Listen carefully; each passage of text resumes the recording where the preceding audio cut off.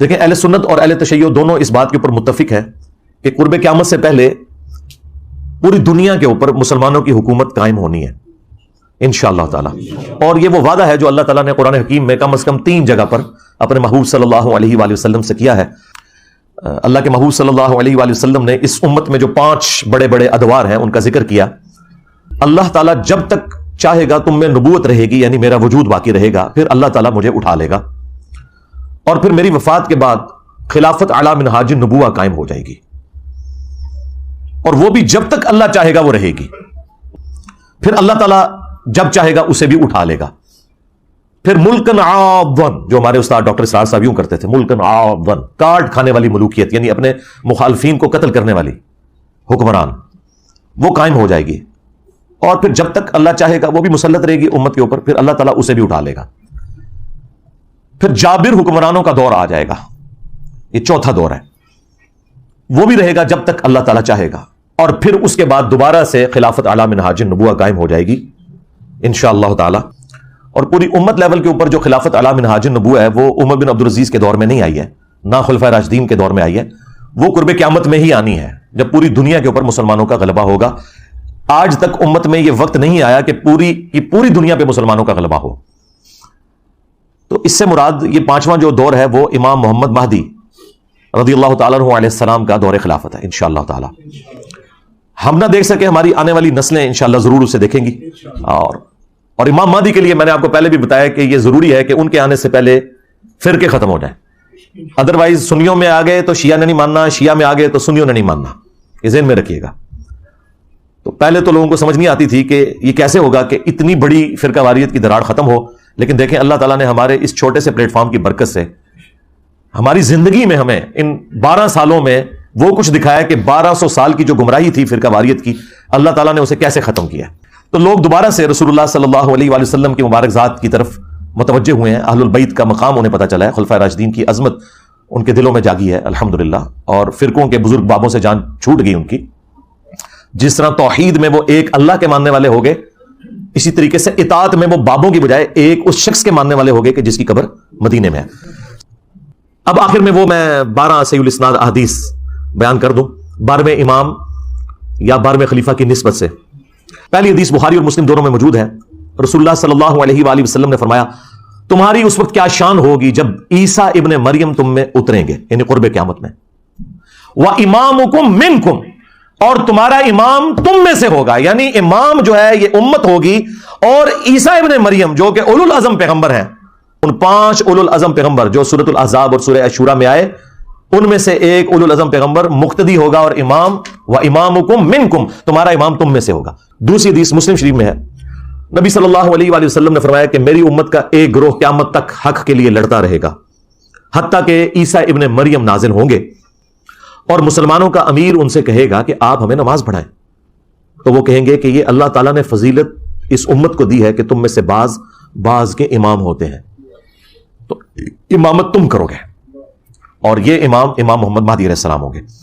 تیسری حدیث بھی بخاری اور مسلم دونوں کے اندر ہے.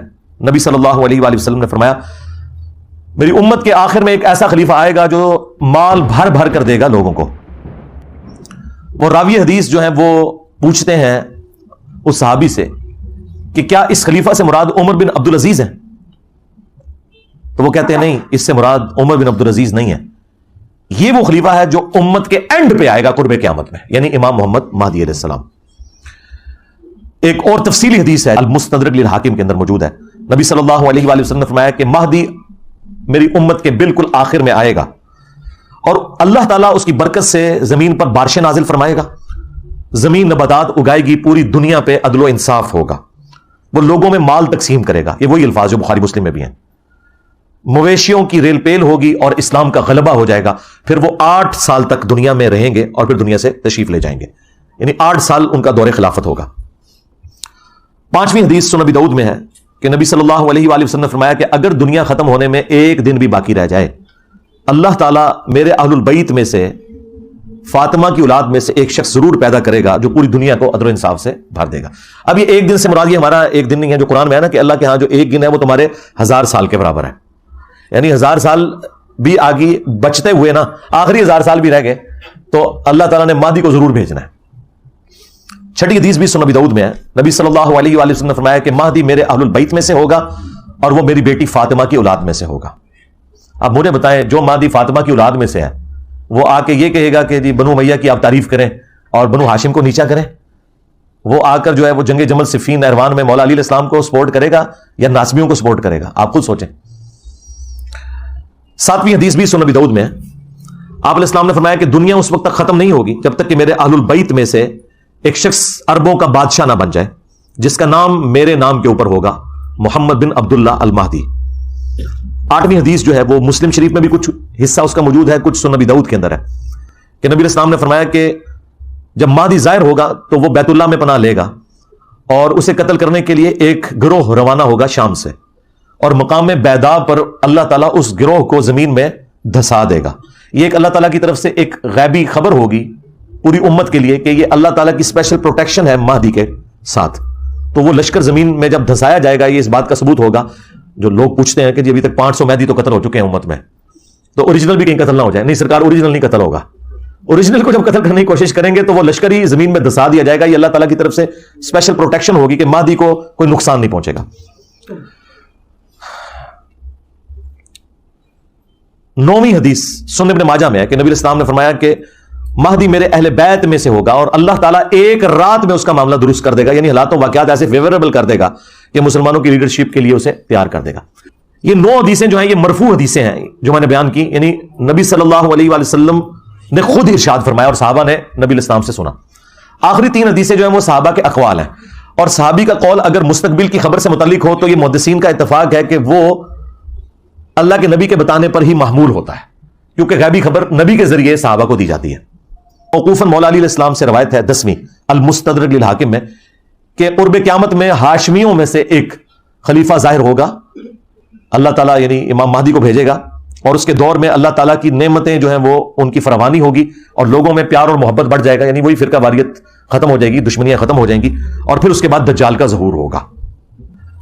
11 نمبر حدیث ابن عباس سے موقوفاً ہے مصنف ابن ابی شیبہ کے اندر.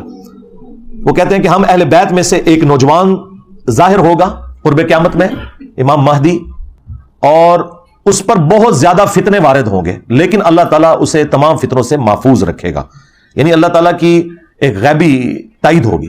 اور پھر ابن عباس کہتے ہیں کہ وہ اہل بیت کا نوجوان اس امت کے معاملے کو سیدھا کر دے گا، جو ٹیڑھے راستے پر ہوگا ان کو بالکل سیدھا کر دے گا.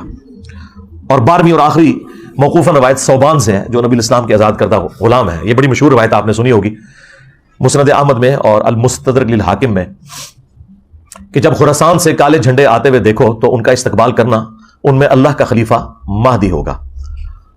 یہ 12 احادیث امام محمد مہدی علیہ السلام سے متعلق اور جو ضروری گفتگو تھی میں نے اس حوالے سے کر دی. ہم تو صرف جو اہل سنت کا عقیدہ ہے وہ پبلک کے سامنے رکھیں گے امام محمد مہدی علیہ السلام کے حوالے سے، 12ویں خلیفہ یا 12ویں امام، اور ان کی جو عزت اہل سنت کے ہاں ہے، تاکہ یہ پتہ چلے کہ یہ کوئی سنی شیعہ تفریق سے متعلق پرسنالٹی نہیں ہے بلکہ یہ سنی شیعہ اتحاد کی علامت ہے. امام محمد بن عبداللہ المہدی رضی اللہ تعالیٰ عنہ وعلیہ السلام. اللہ تعالیٰ اگر ہماری زندگی میں وہ آئیں تو ہمیں ان کا ساتھ دینے کی توفیق عطا فرمائے، اور اگر ہماری آنے والی نسلوں میں وہ لوگ ہیں جنہوں نے امام محمد مہدی کا زمانہ پانا ہے تو انہیں توفیق دے کہ وہ ان کا ساتھ دیں غلبہ اسلام کے لیے.